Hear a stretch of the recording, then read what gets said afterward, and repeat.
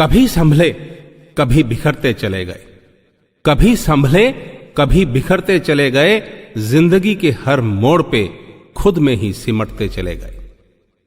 दोस्तों, देश की सरकारें जब देश हित में फैसले लिया करती हैं तो उनके लिए गए छोटे बड़े फैसलों से उत्पन्न हुई हमारी कुछ परेशानियों या बहुत सारी मुश्किलातों के बाद अगर कल हमारे बच्चों को फायदा और आराम मिलता है तो इस बात में गलत बात क्या है।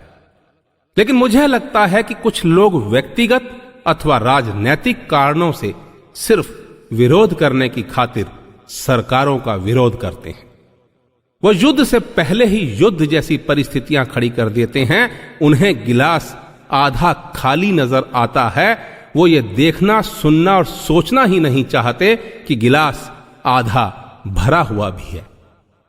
मैं किसी राजनीतिक दल का नुमाइंदा नहीं हूं, ना ही मेरे विचार राजनीति से प्रेरित हैं, लेकिन आपको बता दूं कि मेरे और आपके जैसा आम आदमी कभी भी बैंक, बस या देश नहीं जलाता। वो अफवाहें फैलाकर, तोड़ फोड़कर दंगा नहीं भड़काता। हां, अफवाहों का शिकार होकर 1 किलो नमक जरूर 500 रुपए में खरीद लाता है। बहरहाल, ऐसे हालातों में होने वाली सियासत को बयां करती मगर सियासत से परे मैंने अपनी इस कविता को नाम दिया है सियासत। चाहे नसबंदी हो या हो नोटबंदी, चाहे नसबंदी हो या हो नोटबंदी, सियासत मेरे मुल्क में हमेशा गंदी हुई है। आपस में सांप नेवले का बैर रखने वालों में अपना उल्लू सीधा करने को रजामंदी हुई है। अफरा तफरी का माहौल बना देते हैं कुछ लोग देश में जब भी किसी बात पर जरा सी पाबंदी हुई है। क्यों नहीं समझते लोग कि चक्का जाम करके उनके साथ साथ देश की रफ्तार भी मंदी हुई है।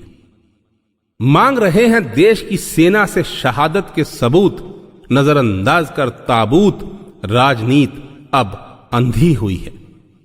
हर कोई लिए बैठा है अपने तरकश में जहरीले तीर, जैसे सोने की चिड़िया के खिलाफ ही मोर्चा बंदी हुई है। अब कितनी मोमबत्तियां जलाएं और किसे दिखाएं हम, जब सत्ता के गलियारों में दुश्मनों के बीच संधि हुई है। सियासी रोटियां सेकने की दौड़ और होड़ में, सियासी रोटियां सेकने की दौड़ और होड़ में अफसोस सियासत मेरे मुल्क में हमेशा गंदी हुई है। सियासत मेरे मुल्क में हमेशा गंदी हुई है। सियासत मेरे मुल्क में हमेशा गंदी हुई है। बस इतनी सी थी मेरी ये पेशकश, मेरे ख्यालों से होती हुई, मेरे लफ्जों में लिपटकर आप तक आने को बेताब, और आपसे अन्य लोगों तक पहुंचने को बेकरार। और अगर अभी तक आपने YouTube पर मेरे चैनल को सब्सक्राइब नहीं किया है तो जल्द ही कर दें, ताकि मेरी नई वीडियो के आते ही आपको उसकी खबर हो जाए। मेरी कविताओं को आप अपने दोस्तों और रिश्तेदारों के साथ शेयर जरूर किया करें।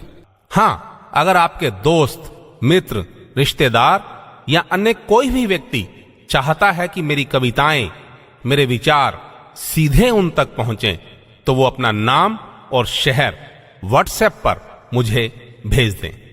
मेरा मोबाइल नंबर है 9911223398। धन्यवाद। आपका दिन शुभ हो, मंगलमय हो। अपनी दुआओं में मुझे याद रखिएगा। आपका बहुत अपना राजेश हांडा। राज राज राज।